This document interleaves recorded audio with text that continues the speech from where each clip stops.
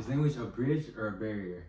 Many people think that language is a connection, but for people who speak the language with an accent or don't speak the language at all, it becomes a barrier to them.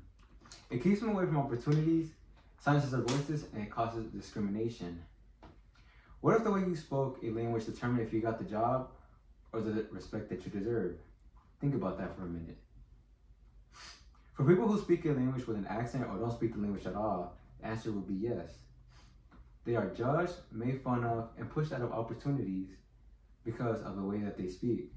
Many people believe that that language is a bridge, but for people who don't speak the language at all, it becomes a barrier, and that is what I'm here to talk about today. Good statement, good statement. There are 7,000 languages around the world. Many people like you would think like it's a way of disconnection. However, I see it as a way as like connection. Languages are not just about talking or just like spitting words out of your mouth. It is a way of communication. It is a way to connect with each other. It is a way to get us together. It made us to make civilizations around the world. When two people meet for the first time and don't know the same language, they will obviously try to find a way to connect with each other. Not just by spitting words out of their mouth, but like by gestures, hand signals, or just like a single borrowed word from their language. Language is a way of connection, it's a way of communication. And right now I'm gonna show you why that it is a way of us to get together. Okay. You made some really good points, but I'm gonna give you an example of how it causes, for students, it causes a problem to them, it causes a bridge for them. So in the state of Arizona, right, a law was passed that they banned bilingual education, and that ban forced the students who did not understand the language to struggle to learn.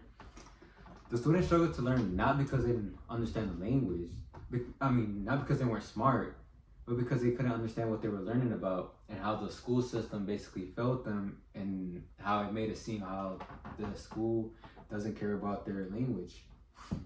Those were good examples, but here are some of my examples to prove my reason. There was a philosopher by the name of Rumi. He said that speak a new language so the world will be a new world. The quote captures something very important, that language has the power to transform relationships and open new windows and worlds. An example of this is El Paso and Ciudad de Juarez, a city divided by a border. While you think the border will stop people to communicate with each other from different sides, it didn't. It actually made them connect even more. An example, Spanglish. They created Spanglish to connect with each other. And instead of being divided, they actually became more connected. And think about hospitals. Hospitals employ people that speak two languages so they can translate with different people, so they can get the care that they need. This is a way of a bridge, not as a barrier. And another example is a study published in the Physiological Transactions of the Royal Section B. They found that human communication, gestures, hand signals, and many more evolved because we have to stay connected and communicate with each other. And that the whole point of language was always to stay connected. That is its origin. It is its purpose. Those are some very good points. But not everybody has the same access to get in that, and you got to think about it. To get those accesses, it could be very expensive. Well, yes, of course, it is a connection. You get to meet new people and everything. But it can happen. Yeah, you can make connections, but here's what the argument misses. Not everybody has the same opportunities as the people that are learning the new languages or already understands the language, and it takes a lot of time. And as you know, you're probably working, you have school, you really don't have time to be learning all that. And someone is still learning, and while it is still building a bridge while you're learning it, they're still being discriminated against and overlooked and silenced because they don't understand the language. From my own experience, I can relate because when I was in school, I really didn't understand. I didn't know the two languages, so I went through a lot. I had a point. Sometimes when I used to have to use the bathroom, I used to have to point since I didn't know how to say, "Can I use the bathroom?" in English. And it really took opportunities for me because I could have understood some of the wording and everything, but I couldn't comprehend it. Language can bring people together, yes, but only if you already speak it and it's already empowered for you.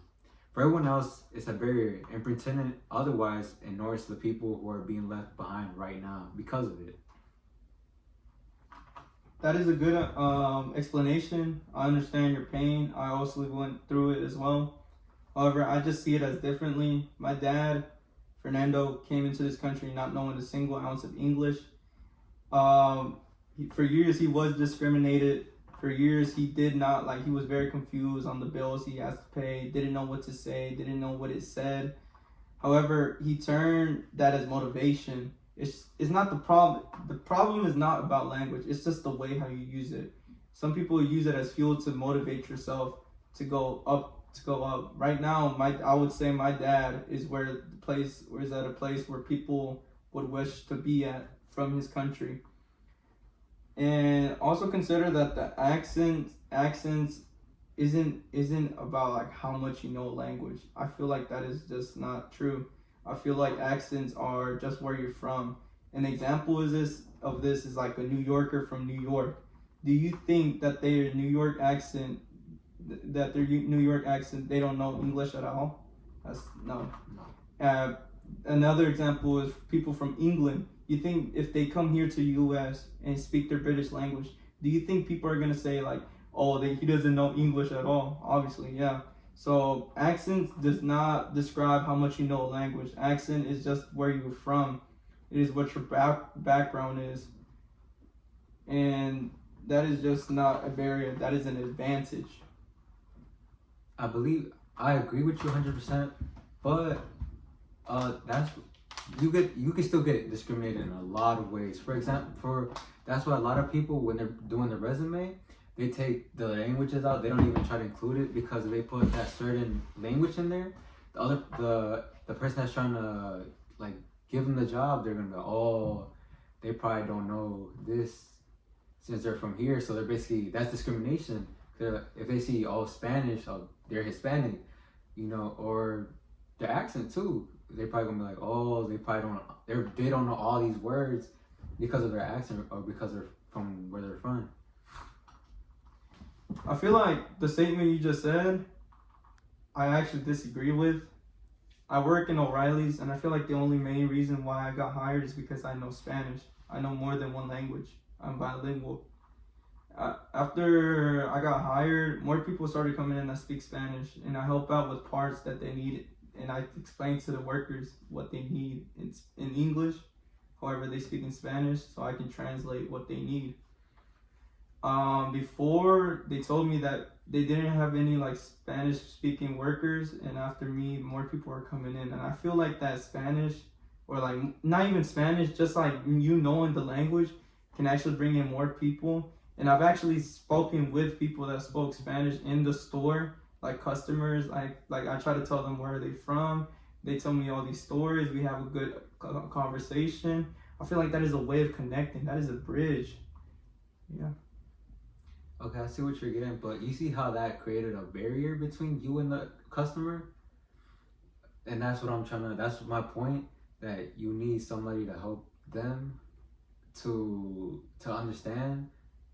But I think nobody should ever feel like they have a disadvantage just because they don't know that language or speak it differently than everybody else.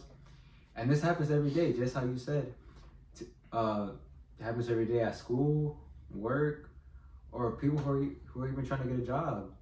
Language can cause them to get profiled and get discriminated against, causing them to lose opportunities and make them feel like they don't belong there just because they don't know the language or just because they speak a different way.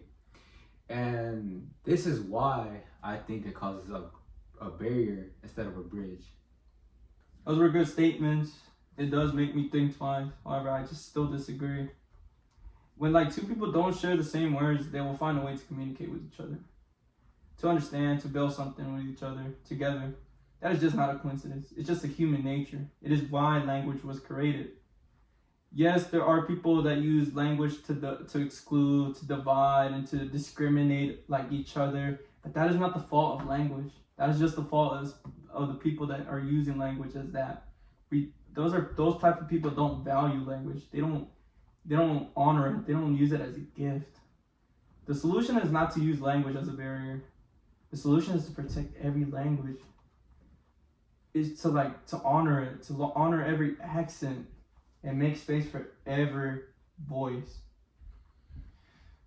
Because when we do that, we truly embrace the 7,000 languages in this world. We don't just build a bridge, we make a whole world. And that's my statement. And that's how language is a bridge or a barrier. Thank you.